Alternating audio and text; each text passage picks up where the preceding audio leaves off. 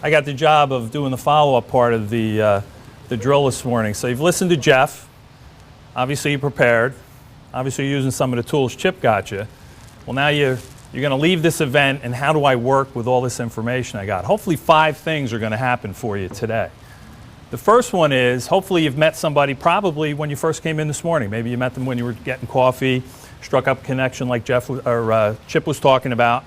You know, you might have collected their card, you might want to follow up for that person, and possibly you may hang around after the event as well, and you may meet another person. So hopefully you may make a couple of connections both before the event actually starts and possibly after the event starts.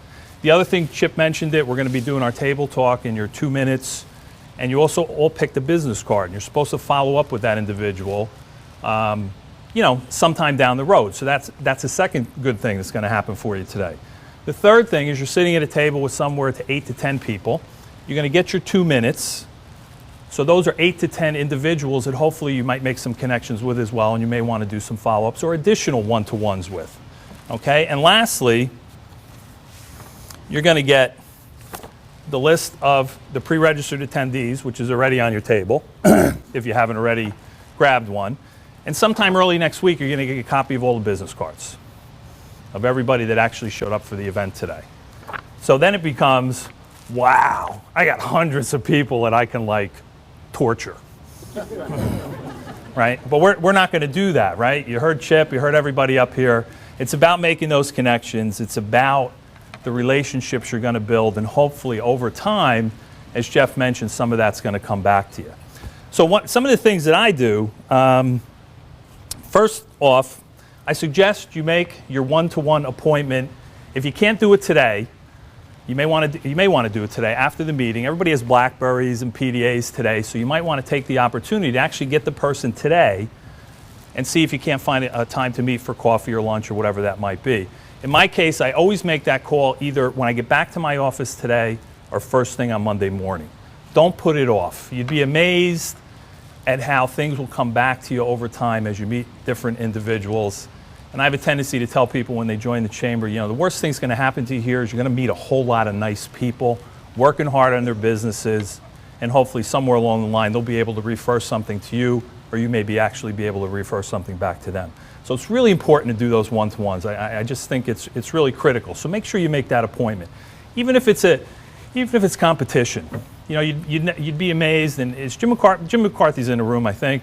I hope you don't mind if I use this, Jim, but I'm on the board of directors of an organization.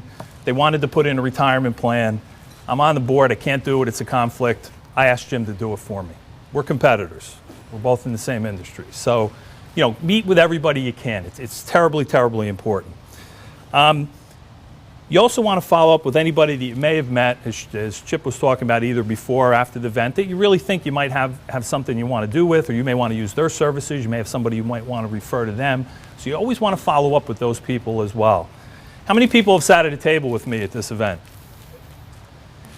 I hope I didn't miss anybody, but I'd like to think that every single one of you, assuming there was an address on your business card, because some people don't put it on there, got a handwritten note from me.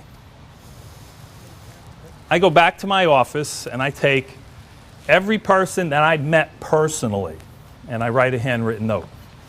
It was a pleasure to meet them. If I can help them, give me a call, and I'll hope to see them at a future event. I do that with every single person I meet, and even if it's somebody like Chip or Carmen, Jeff, I'll even write them a note.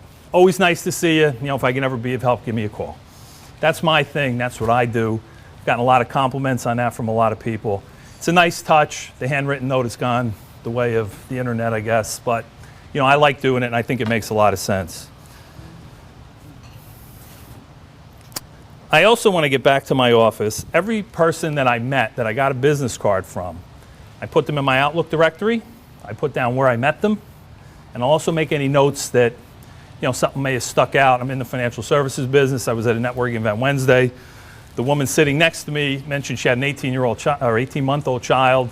So when I wrote my handwritten note to her, I said, you know, don't forget that college savings plan on the bottom. I don't know if it'll turn into any business or not, but you know, it was something I remembered about her, so I put that note in my Outlook directory. Okay. Lastly, what I do is I go to LinkedIn and I see if those folks are on LinkedIn. If they're on LinkedIn, I'll send them an invitation. Only the people that I have met personally. If I met you and I have your business card, I'm going to send you an invitation if you're on LinkedIn, to connect. And again, if there's something we might be able to do together, you want to use all this information, but you also don't want to be torturous about it, as I said earlier, okay? Lastly, a couple of things that we all sort of agreed on that you might want to stay away from, and I know Jeff mentioned it in his opening remarks. The email blasts, adding you to their newsletter. I don't appreciate that if I haven't met you, especially when it comes in and says it was a pleasure meeting you today. I have no idea who this person is. I didn't meet them today.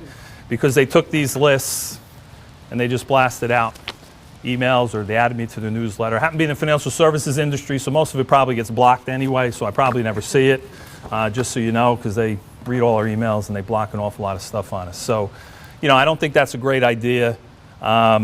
Also, don't just start calling everybody on the list. I just personally don't think it makes sense. If you met somebody and you think you have something you want to talk to them about, then fine, reach out and give them a call. I was talking this morning about possibly doing something regarding chocolate. I had an idea that I heard from somebody else, so I may hook up with Wendy and we may do something down the road. But, and I will give her a call because it makes sense, and we met this morning. But do yourselves a favor. Only deal with the people you met, or someone that you really truly think you want to meet with. You might want to give them a call and say, look, I saw your name on the list. I got your business card. I think there's something we can do together. I don't think most people would mind that. But all of a sudden the phone rings and it's so-and-so from, I saw your name on the list. Doesn't work. We all kind of agreed that those were all some of the things that you should stay away from. With that, I'm going to wrap it up. If anybody has any questions for anybody up here on the panel, please feel free. If any ideas or suggestions or something you think we didn't cover, we'd be happy to try and work it in for you.